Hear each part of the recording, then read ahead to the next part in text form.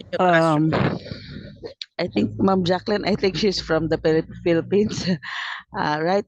Uh, I think we have same strategies here in the Philippines, doc, because as you said, we really have different um characteristics regarding our students, doc. But the ones that you shared in this group are effective, doc, in our here in the Philippines, but I'm not very sure because again their characteristics is far much different. Like Yeah. they don't tell you what they really like, what they Mm, don't like. They just follow your orders. yeah. And like after the discussion with them, do you understand? Everybody said yes. But then when you give them a test, when you give them the evaluation, then you'll find out they don't. Yeah. Yeah. So yes, our students here are very passive in terms of the,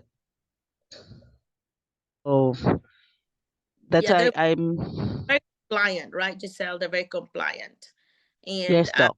yeah, here they're not. That's why, whenever you asking about like, do you understand it, and everybody will say yes. I would rather have said to say that thumbs up if you understood it, thumbs down if you don't, and if you're still confused, I want you to do thumb sideways, and that way you're still able to know that some of the kids are still confused, and you cannot go on because you have three people that were still confused. And if you are ready to move on, you better make sure you pull those three kids in the side and be teaching them while the others are doing their independent work, and that way you get to play catch up with them. So yeah, so good thing that you also would ask that. But yeah, that's the big difference. You just have to remember when you come to America that the kids in America are going to be very, very vocal. They're going to tell you what they think. Some of them may sound rude to you because you're not used to kids questioning you, but they really are not being rude to you. They're just being themselves, because that's what we have raised our kids in America. We raised them to be critical thinkers. We raised them to be independent thinkers, that if you have a question, you need to ask. If you are not happy about something, you need to tell somebody. But I always tell my own kids, like Jet and Stephanie, that if you do that, just be sure that you're kind about it, you're nice about it. You're not going to use a rude tone or insulting tone or whatever. Especially with mama, me, I would mispronounce some words, for example, and then they would like to correct me, and I said, try not to correct me in front of other people, like correct me later. Because sometimes it's embarrassing. Or if you do that, do it in a kind way. Sometimes, I always just say sometimes it's better to be kind than to be right. So if this is a kind thing to do it after that person leaves. Because you are helping your mom knowing how to pronounce it, but at the same time you're not insulting her, in front of another person. So anyway, so something like that, you can make sure you share that with your students. And a good thing that you are here learning about this now when you're still in the Philippines is that it's not going to shock you when you come here. Maria, is Maria still here? Maria must Mom have left. Ellen, Yeah. I'm Did still did here. it did their behavior shock you, Maria, because of the difference of the Filipinos and the American kids? Did it shock you the first month? Oh First week? yeah, Yeah. very much. Yeah, Yeah. What? until now, they still it keeps on, like sometimes I keep on telling myself like how I wish I have my students in the Philippines, something like that, because like they would do an awesome job. Like they would try to they would try to reach my standards, something like that. And behavior wise, it shocked me, that it's really shocked me in my first few months here. Yeah. Yeah. I bet that's why some people are really as Christine. I remember her wanting to go home, didn't she? She was really Mm-hmm. talking about. And I'm like, Christine, I want you to think and rethink about that, to give it time. I want you to learn more about it. Yeah, give it time. But I never thought of like wanting to go home. Yeah. It Mm-hmm. makes too much money. Times 10, times 8, times 10. So, Mm-hmm. And yeah. I also already had the mindset of that, like I'm not gonna cry because of my kids. Yeah. Never. I'm tougher than that. Yeah, I think that's a good thinking there. That I'm tougher than my kids. And even if you're not, you really just you really just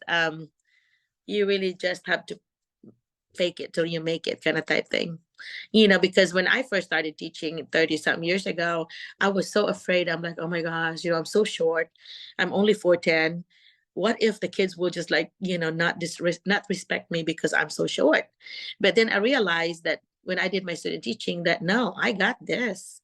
I'm short, but I can have my teacher voice, and you show them that I'm confident. I know my stuff. I know what I'm doing. And once you have that you can fake it. You might not know really a lot with the first 2 years you're teaching, but you can fake it because the kids see how confident you are, that you're not going to hesitate. If you don't behave yourself, I'm going to be talking to you privately. You're not going to get away with it. And so, what, I'm not going to insult you in front of your peers, because if you do that, the kids are going to talk back at you, and you are going to lose in that situation. So don't ever give the kids opportunity where they are fighting you in front of their peers, because they're going to want to win to make the teacher look bad. So don't give them that opportunity.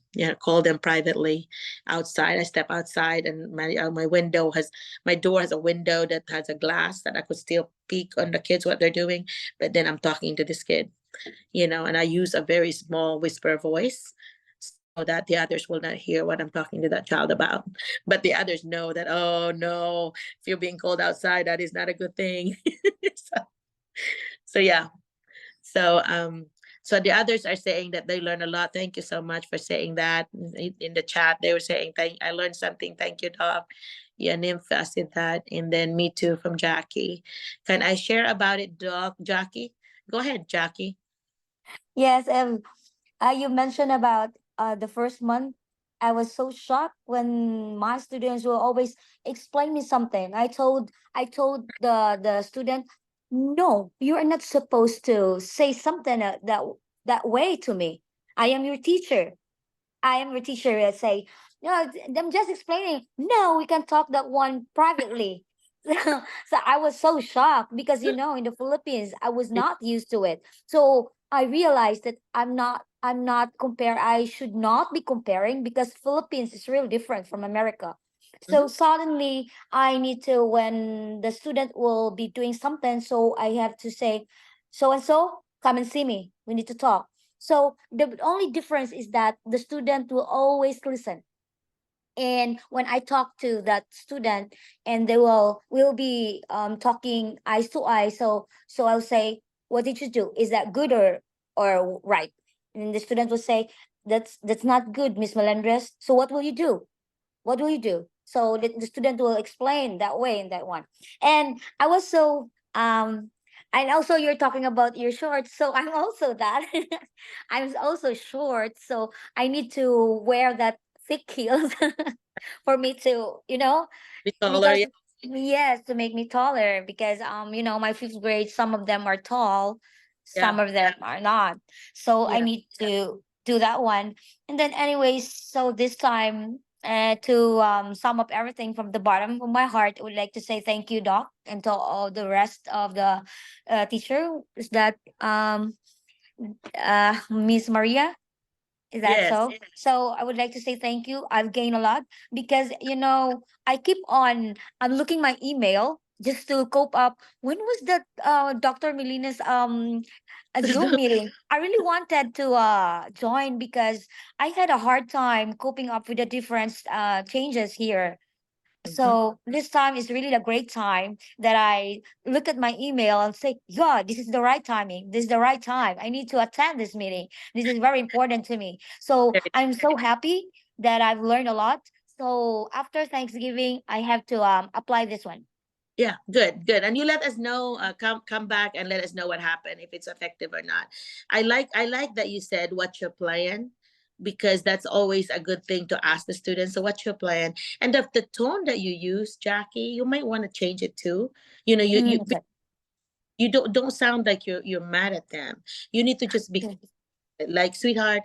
Some of them don't like to be called sweetheart. So Johnny, I noticed that you do this. So what were you thinking? Why were you doing that? Explain it to me. I would always Okay. like very calm voice, and I would just have them like give the work back to them. Explain it to me. What Mm. what were you thinking? What were you thinking that was going to happen? So, I remembered you telling me that you're going to be a doctor someday. So do you think that what you did today will help you become a doctor? All that. So, will that be aligned to the goal that you want in your life, which is to become a doctor? So I would always like tie it back to what I know about them. But then they know that I care about them. I'm not like trying to scold them just with my voice. So when you use the voice that you just did just now, if I were a student, I will not act very nicely, because Okay. it sounds like you're mean to me. It sounds like you're being not nice to me. And in America, they're not used to that. They wanted, because their parents are going to be calm and we're going to be talking to them. Like when I talk to Mm. dad and he's doing something, I'm going to be talking to him like an adult. Like even though he's a child, I'm going to be like, okay, Jet, explain to me, what were you thinking? Why did you take your shoes off and kick the cactus? Well, mommy, I just want to know how it feels like. Like, so things like that. You just have to be calm. Like, this is your child, this is your student. I know you're not married, but this is your child. How would you want another person to talk to that child? So that's why having the discipline of having the imaginary parent next to that child, you're not going to be using that tone, right? Because the Oh. parent. So think about that. There's an invisible parent next to this child that I'm talking to, and when you do that, then you kind of get reminded. I think, but I was guilty about what you're doing too. So don't feel bad. I'm not scolding you. It's just that I learned a lot. My sister Milet was actually the one that had modeled it to me, because we would watch each other's classroom a lot. Like if she's doing project, we're doing project every month, and we were each other's audiences a lot. So I would watch her doing, talking to her kids, and I'm like, she's so calm. And this is before she had children, right? So she's so calm and just talking to them like she's talking, but parang talagang very kind ba. Sabi ko, I need to do that. So- and so later on, I really start following that. Like, you have to talk kindly, be very kind to your students, and they will respond back to you with kindness, Mm. because they know that you care. You're not there to get them. You're there to support them. So just kind of let them feel that, and you'll be a much more successful teacher. I guarantee you, because I really found a difference. I really saw the difference when I start talking like Milet does. She is so good at it.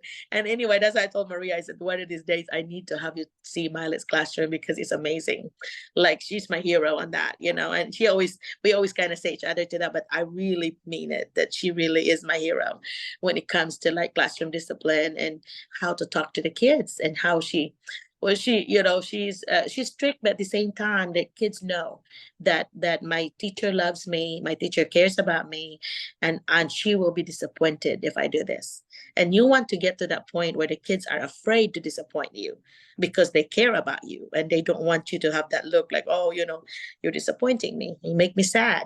Because what do you think? I guess you want to make the kids know that you're not mad at the child. You're unhappy, you're disappointed with the action that the child did, but you are not mad about the child. Your child will always be you always be your loving student, but you are not happy about the action that, or the choices that the child did. And that's what I very obvious about to say. You know what, that really disappointed me, because I have very high expectations of you, and I really think that you're like, the kids in the class are looking at you as a model, as a leader, and I'm disappointed that that's what they see. And I know you can do better. Yeah, and all this. I will always kind of more of cheering them up. And I will like, so now we've talked, what's your plan? What's your next action? What's your plan? Tell me about your plan. And so then they have to tell me what they're planning. Okay, I'm going to do this, I'm not going to do this, I'm going to do, I'm when I get home, I'm going to do this. They tell you their plan, but you are giving them the platform to think and to tell them about what their actions are. And I think that goes a long, long way. If you just have to use your nice voice, okay? Look, you can do it. You can do it, Jackie. Yeah. Yes. Thank you, Doc. Okay. But anyway, how about the others? I know we have a lot of people today, and we have some people that said they have company.